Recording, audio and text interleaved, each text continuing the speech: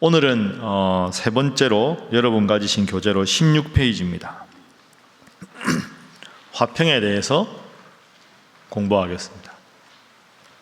한번 따라해 보시죠. 화평.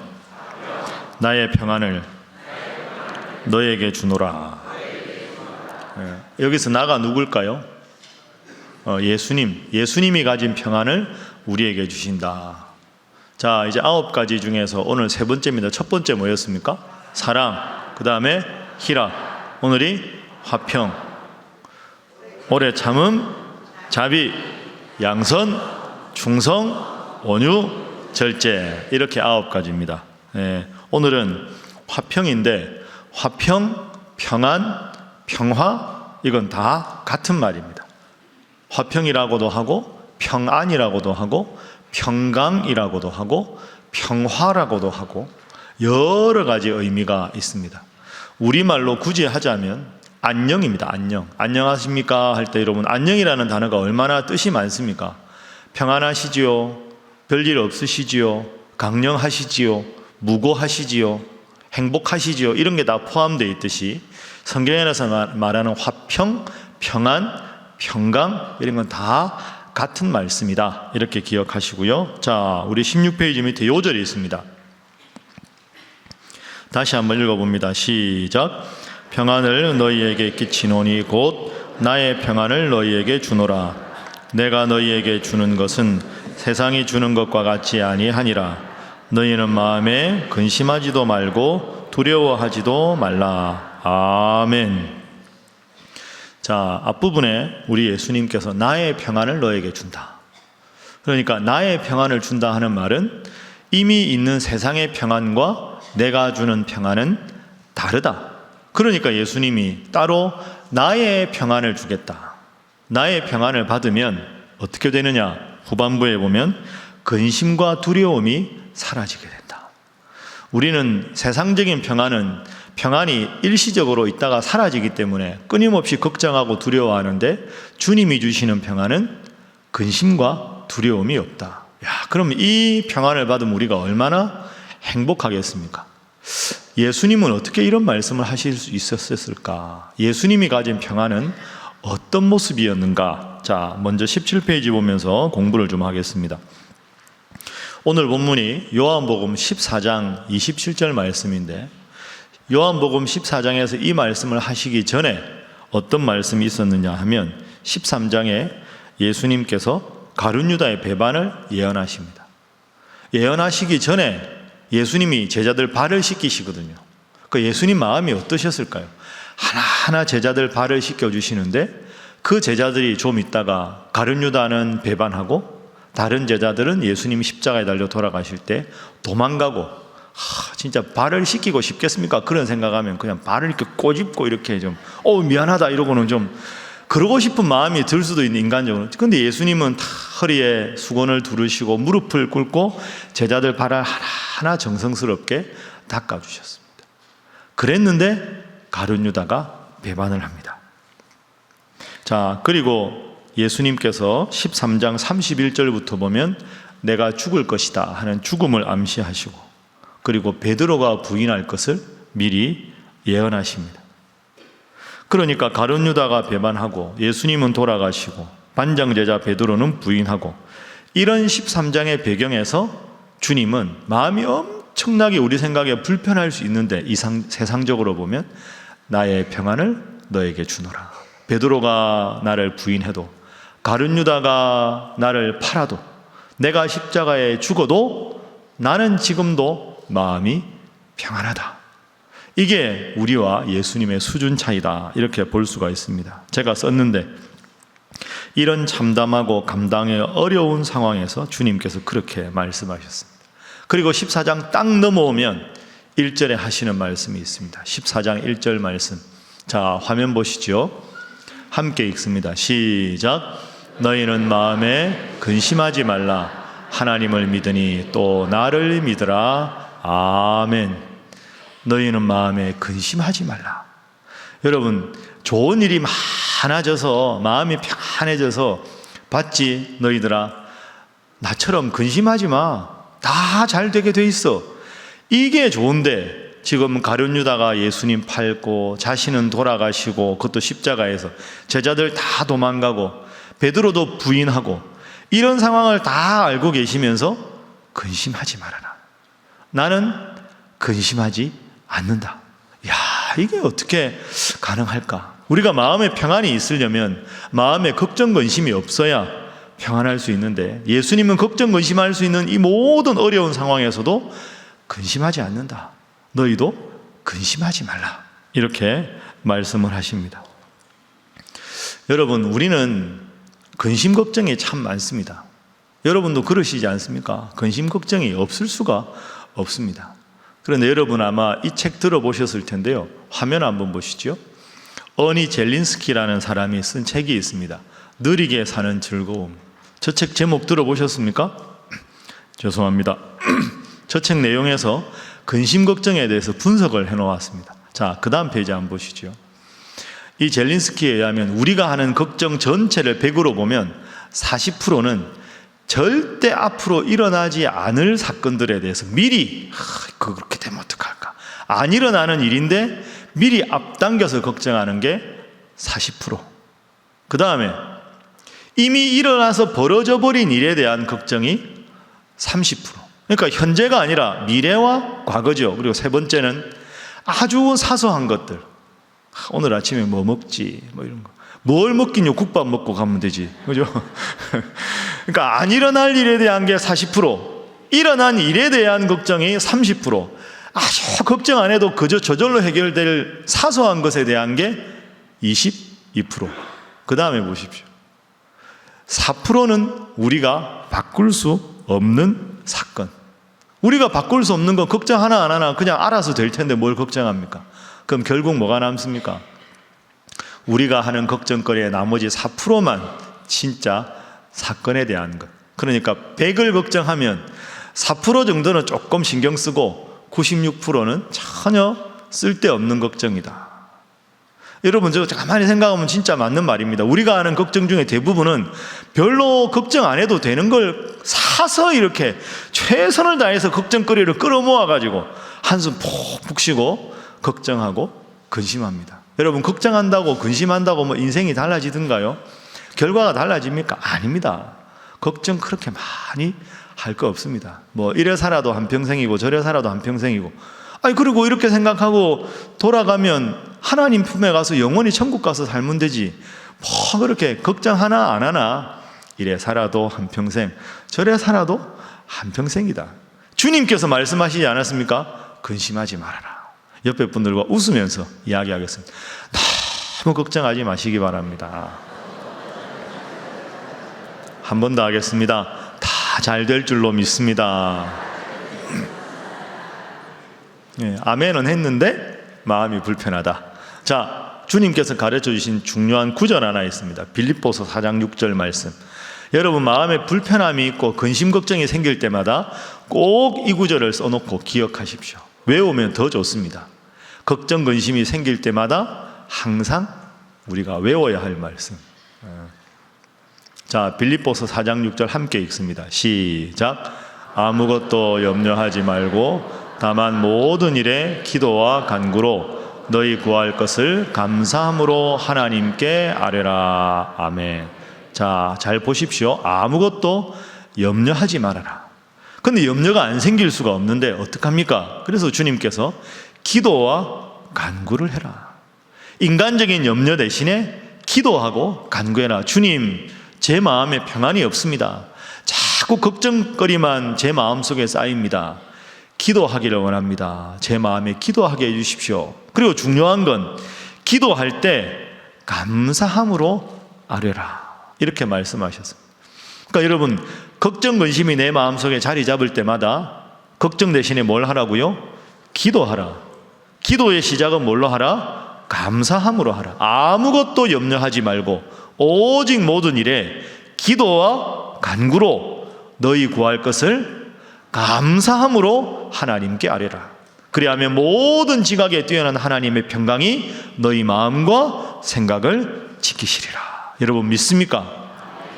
아무것도 염려하지 말고 오직 모든 일에 뭘 하라고요? 기도할 때는 어떤 기도부터 하라고요? 감사 기도부터 걱정 대신에 기도하기, 기도는 감사로 시작하기. 그래서 마음이 많이 힘들고 어려워서 마음의 화평 평안을 잃어버릴 때마다 따라합니다. 저를 따라하시죠. 하나님 감사합니다. 이렇게 시작하는 기도를 드려라. 그러면 주님께서 마음의 평안을 주시리라. 자, 옆에 분들과 인사하겠습니다. 근심 대신에 기도하시기 바랍니다. 한 번 더 합니다. 감사로 기도를 시작하시기 바랍니다. 여러분 이거 꼭 기억하십시오. 특별 새벽 기도에 오늘만 기억할 게 아니라 앞으로도 마음이 자꾸 뭔가 어지럽고 불편하고 힘들 때는 걱정 대신에, 걱정 중에도 우리가 걱정한다고 해결될 것도 아니니까 기도하는 것, 기도도 감사함으로 하는 것. 그래서 세상 사람들이 보기에는 도저히 기도할 수 없는 그런 상황에서도 여러분이 평안한 마음으로 기도하는 그 모습이 믿지 않는 분들에게 주님의 향기가 되어서 그분들도 주님 앞에 다 돌아오는 역사가 있기를 주님 이름으로 축복합니다. 자, 그래서 밑에 보십시오. 성경에서 말하는 평안을 보십시오. 예수님 당시에 말하던 평안, 평화는 전쟁이 없으면 평화라고 생각했습니다. 겉으로 크게 싸우지 않으면 평안이라고 생각했죠. 이거는 외적인 위장된 평안입니다. 그런데 성경에서 말하는 평안은 예수님은 곧 평안과 평화를 가져오시는 분이라. 이런 말씀이 구약에 있습니다. 자, 이사야 9장 6절 말씀. 자, 화면 봅니다. 자, 맨 밑에 보면 이는 한 아기가 우리에게 낳고, 예수님이지요. 예수님은 맨 밑에 줄에 뭐라고 되어 있습니까? 평강의 왕이라. 따라합니다. 평강의 왕이라. 평강의 왕이라. 그러니까 예수님은 이 세상에 오신 것이 평강을 주시기 위해서, 평안을 주시기 위해서 오셨다. 이렇게 우리가 정리하면 되겠습니다. 그래서 이 평안, 평강, 화평이라는 단어는 히브리어로 샬롬입니다. 샬롬. 그래서 우리가 인사할 때 샬롬, 샬롬 이렇게 말하죠. 이 샬롬이라는 단어는 우리말로 14개 번역이 가능한데 우리말의 제일 쉬운 번역은 안녕하십니까에 해당되는 번역이다. 그래서 샬롬, 우리 마음속에, 여러분의 마음속에 평화가 가득하기를 빕니다 하는 인사가 샬롬이다. 자, 넘기겠습니다. 18페이지. 세상적인 평안은 겉으로는 아주 잔잔한데 마음속은 힘들고 요동치고 썩어져가는 그런 평안입니다. 그 쇼윈도우 부부라고 많이 들어보셨죠? 겉으로는 네, 뭐 아무 문제 없습니다 이러는데 막 집에 가면 말도 안 하고 이렇게 막 이렇게 불편. 그러니까 겉으로는 아주 아무 문제 없이 보이는데 속으로는 아주 서로 불편한 관계에 있는, 겉으로만 번드르르한 관계, 그 참 불편한 관계입니다. 참 안 좋은 그런 관계죠. 여러분 혹시 그런 분 안 계시지요? 손 한번 들어볼까요? 그러면 안 됩니다. 겉이나 속이나 항상 평안하고 일정해야 되지요. 그래야 자녀들도 그걸 본받지 않겠습니까? 그리고 현실 도피적인 것도 평안이 아닙니다. 불교가 다 그런 건 아니지만 불교의 사찰은 산속에 있습니다. 기독교의 교회는 도시 한복판에, 마을 한복판에 있습니다. 이게 아주 상징적인 겁니다. 불교는 기본적으로는 현실 도피적인 평안입니다. 그래서 불교가 발달한 나라는 사회가 민주화되거나 아주 선진국이 별로 없습니다. 제가 불교를 폄하하기가 아니라 가만히 한번 생각해 보십시오. 불교 문화가 엄청나게 융성한 나라치고 행복하고 살기 좋은 나라가 많지 않습니다. 왜? 불교의 사찰들은 도시 중심이 아니라 일단은 산 좋고 물 좋은 한적한 곳에 가서 수도를 하지요. 그러다 보니까 거기는 현실의 문제에서 떠나 있습니다. 거기는 얼마든지 평안하게 지낼 수가 있어요. 현실적인 고민을 안 하니까, 자연 속에서 평안을 누리니까. 그러다 보니까 현실을 변화시키는 힘은 약합니다. 이게 불교의 고민입니다. 불교는 내가 깨달아야 그 다음에 사회를 변화시킬 수 있죠. 근데 내가 언제 깨닫느냐가 문제 아닙니까? 내가 부처처럼 되는데 20년이 걸리고 30년이 걸리는데 그 다음에 어떻게 사회 변화가 가능하겠습니까? 여러분, 제가 목사라서 불교를 폄하하는 게 아니라 잘 생각해 보십시오. 그래서 교회가 때로는 비난을 받는 겁니다. 산속에 교회가 있으면 비난받을 일이 없습니다. 도시 한복판에 있으니까 모두가 보고 있으니까 조금만 잘못해도 지적을 받습니다. 그런데 그게 또 한편 교회의 매력입니다. 교회는 늘 모든 지적에서 노출되어 있기 때문에 더 교회는 스스로를 삼가고 하나님 앞에 바로 서야 합니다. 산속에 있으면 잘못을 위장할 수 있지만, 안 그런 척할 수 있지만 교회는 그게 아니지요. 그러면 이 번잡한 세상 속에서 온갖 죄악이 가득한 한복판의 교회가 있으면서 마음의 평안을 누리는 건 쉽지가 않습니다. 그래서 주님께서는 나의 평안을 너에게 준다. 내가 주는 평안은 세상의 평안과 같지 않다. 세상 한복판에서도 온갖 죄악 속에서도 온갖 걱정과 근심 속에서도 너는 나의 평안을 배우라.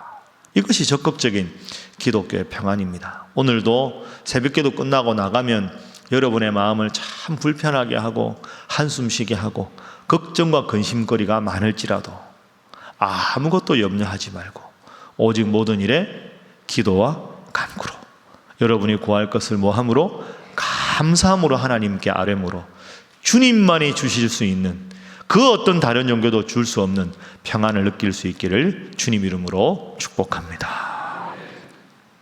자, 그래서 주님이 주시는 평안 보십시오. 하늘로부터 오는 참 평안이다. 14장의 배경, 배신과 십자가, 신문과 채찍질을 앞두고도 평안을 말씀하신 주님. 수술을 위해 칼을 드는 평안입니다. 수술은 불평 이게 아니고요. 미봉책이 아니라 근본적인, 수술이 필요한 환자에게 약만 발라서는 안 되지 않습니까? 근원적으로 고쳐야 건강이 회복되는 것처럼 주님은 그런 말씀입니다. 예수님은 평안을 주시는 분이다. 이사야 9장 6절에 평강의 왕이라.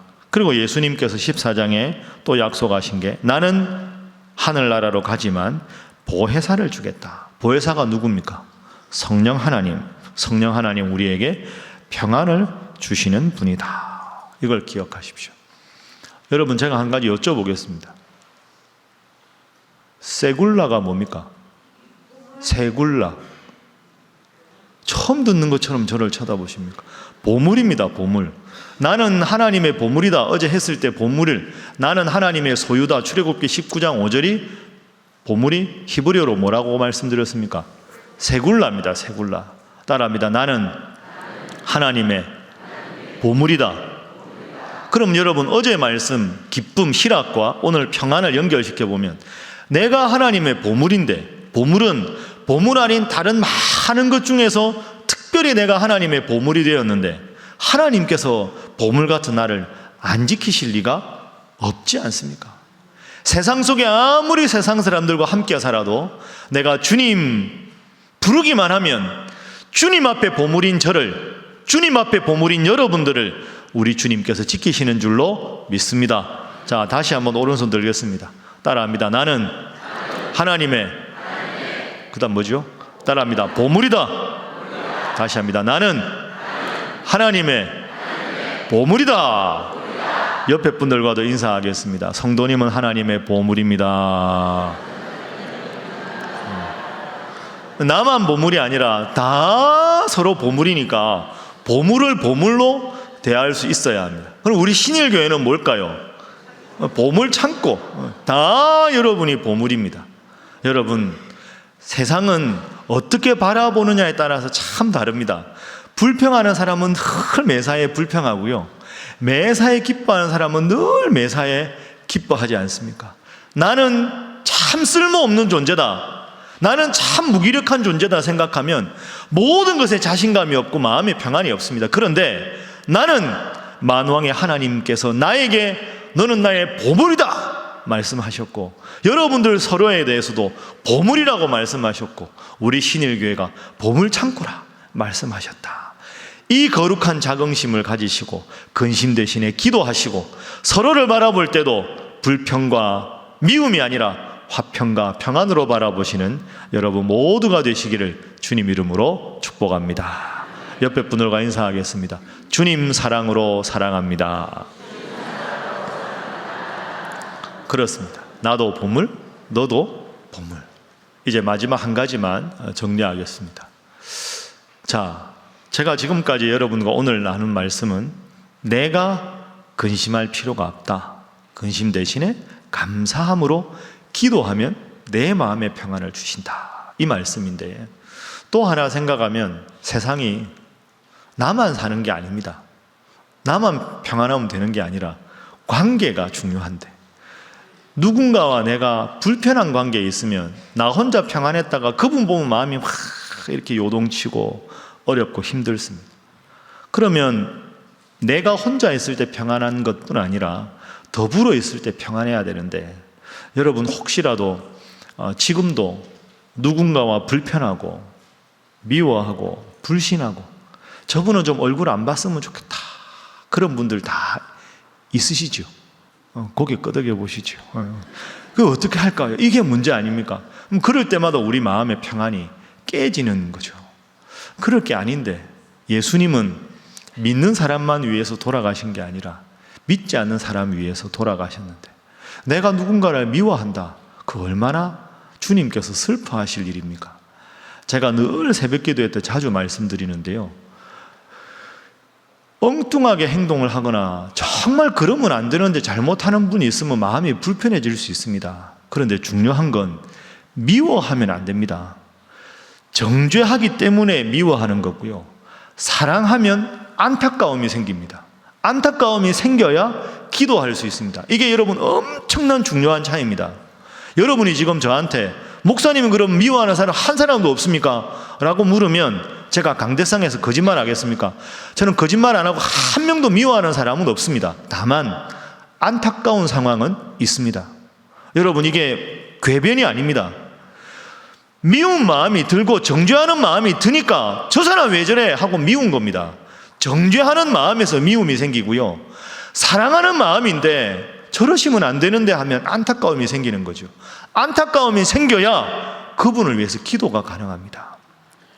미움이 정죄를 낳고 사랑이 안타까움을 낳고, 정죄는 또 다른 미움을 낳지만 사랑은 안타까움을 통해서 그분을 위해서 기도하게 된다. 그게 오늘 요한복음 14장의 예수님 말씀이죠. 오늘날 전 세계 신학자들 중에서 예일대학에서 신학을 가르치는 미로슬라브 볼프라는 교수가 있습니다. 저 화면에 보이는 저분인데요, 볼프 교수가 화해라는 주제로 자신의 신학을 계속 책을 펴내는 분입니다. 그런데 이 볼프 교수가 1956년생인데 세계적으로 아주 지금 대단하게 활동을 하시는데, 저분이 원래 젊을 때 책을 썼는데 유고슬라비아 경찰이 신문을 해가지고 이게 불온서적이다 해서 엄청나게 많은 신문과 고통을 많이 겪었습니다.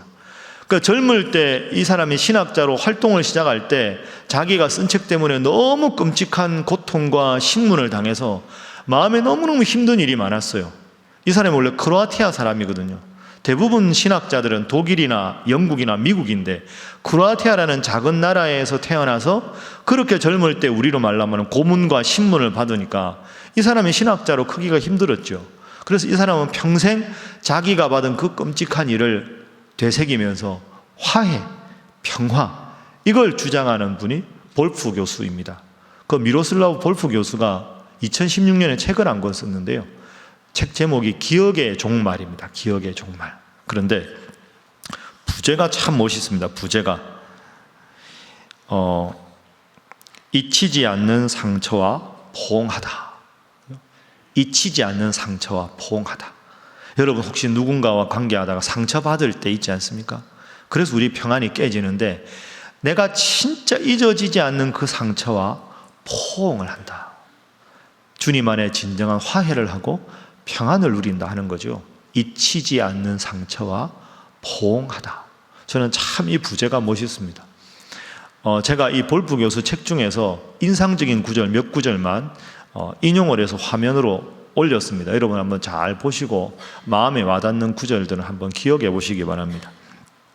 그의 책에 이렇게 말합니다. 우리가 고통을 당하더라도 가해자에 대해 끊임없이 기억하고 징별하려고 하는 것보다 오히려 나도 가해자가 될 수 있다고 생각하고 가해자를 마치 피해자처럼 받아줄 수 있어야 한다.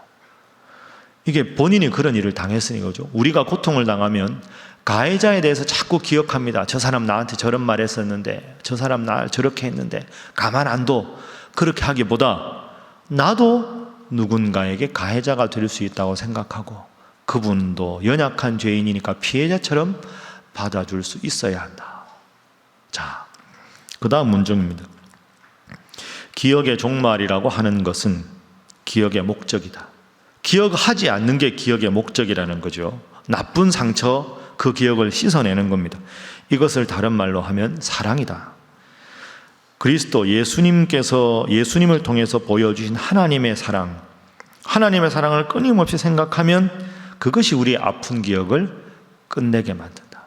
그러니까 자꾸 미움이 들면 미움 대신에 하나님이 나를 얼마나 사랑하셨는가를 사랑으로 채워야 그 기억이 흔적 없이 사라지게 된다. 기억이 사라지는 것은 사랑의 힘으로만 가능하다. 세 번째입니다. 화해는 과거가 아니라 미래를 위해서 해야 하는 것이다.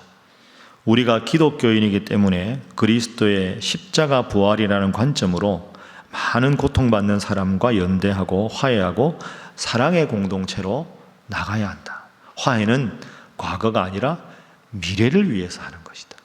앞으로도 여러분 마음속에 평안이 없으면 얼마나 주님께서 슬퍼하시고 실망하시겠습니까? 화해는 미래를 위해서 하는 것이다. 자, 마지막입니다. 이게 참 중요합니다. 하지만 가해자가 기억하지 않는다는 것이 문제다. 여러분, 이게 참 문제지요.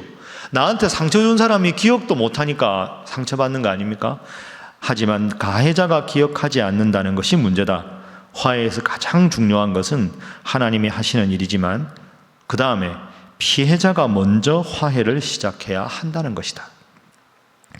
가해자는 기억하지 않기 때문에 피해자가 먼저 용서해야 한다. 고통당한 사람들이 고통으로부터 치유받기 위해서라도 화해 작업은 시작할 수밖에 없다. 여러분, 저게 참 받아들이기 힘들지만 저 마지막 문장을 꼭 기억하십시오. 가해자는 용서를 구하는 법이 잘 없습니다. 피해자가 먼저 화해를 시작해야 합니다. 억울한 마음이 듭니다. 왜 내가 해야 합니다. 왜 내가 해야 합니까? 저 사람이 잘못했는데. 근데 여기서 중요한 건 신실하신 하나님을 믿는 겁니다. 내가 예수님을 믿기 때문에 먼저 화해하는 거죠. 내가 먼저 손 내밀고 내 불편한 감정은 주님께 맡기는 겁니다. 그러면 내 마음에도 평안이 오고 그분 마음에도 언젠가는 자신의 잘못을 신실하신 하나님께서 깨닫게 해 주신다 하는 거죠. 여러분, 혹시 여러분과 누군가 관계가 깨어진 게 있습니까?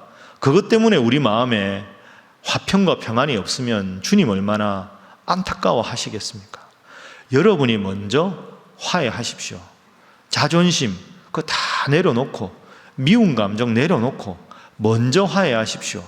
먼저 손 내미는 사람이 용기 있는 사람이고 먼저 손 내밀 수 있는 이유는 구원받을 자격이 없는 우리를 주님께서 먼저 손 내밀어서 구원해 주셨기 때문인 줄로 믿습니다. 옆에 분들과 우리 한번 인사하겠습니다.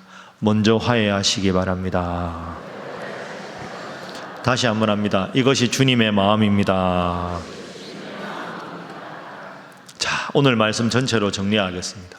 우리 마음에 화평이 있기 위해서 두 가지를 기억해야 합니다. 먼저 내 마음에 불편한 마음이 들고 걱정, 근심이 찾아올 때 근심 대신에 뭘 하라고요?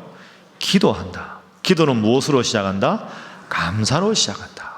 그리고 내가 내 마음속에 누군가와 불편한 것 때문에 마음에 화평이 없을 때는 화해해야 하는데 그것은 피해자인 내가 먼저 주님 앞에서 주님을 믿고 손 내미는 것이 중요하다.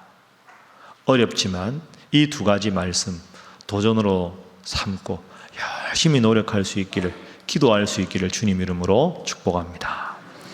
제가 마지막으로 19페이지 우리가 잘 아는 성 프란시스코의 기도문 제가 한번 읽고 말씀 마치겠습니다. 주여 나를 평화의 도구로 써주소서. 미움이 있는 곳에 사랑을, 상처가 있는 곳에 용서를, 분열이 있는 곳에 일치를, 오류가 있는 곳에 진리를, 의심이 있는 곳에 믿음을, 절망이 있는 곳에 소망을, 어둠이 있는 곳에 광명을, 슬픔이 있는 곳에 기쁨을 심게 하소서. 위로받기보다는 위로하고, 이해받기보다는 이해하며, 사랑받기보다는 사랑하게 하소서. 우리는 줌으로써 받고 자기를 버려 죽음으로써 영생을 누리기 때문입니다. 주여 나를 평화의 도구로 써주소서. 아멘. 기도하겠습니다. 하나님 감사합니다. 오늘도 화평이라는 귀한 주제로 말씀을 묵상하게 하신 것 감사합니다. 그리고 오늘도 주님 앞에 나오면서 귀한 예물을 주님 앞에 올려드린 귀한 성도들, 이 마음의 간절한 기도 가운데 함께 하시고 30배, 60배, 100배의 결실로 채우시고 역사하여 주옵소서. 이 시간 세 가지 기도 제목으로 우리 주님 앞에 기도하기를 원합니다. 주님, 제 마음속에 세상이 주는 평안이 아니라 주님 주신 평안으로 가득하게 하여 주옵소서. 근심 대신에 기도하게 하시고 내가 마음이 억울하고 힘들어도 먼저 주님 사랑으로 손 내밀어 화해를 청할 수 있는 믿음과 사랑의 용기를 허락하여 주시옵소서. 그리고 마지막 세 번째로 주님, 1호산 새생명 초청잔치 위에 기도합니다. 우리로 하여금 전도 대상자를 위해 기도하오니 주여 그분의 마음속에도 주님의 사랑과 평안이 가득하여 주님 자녀가 되게 하여 주옵소서. 주님, 우리 신일교회가 보물들이 모인 보물창고이오니 상처와 분열과 갈등이 다 사라지고 온전히 사랑이 넘치는 평안과 화해가 넘치는 교회 되게 하여 주시옵소서. 함께 주님 앞에 기도합니다. 주여 믿습니다. 주여 믿습니다. 주여 믿습니다.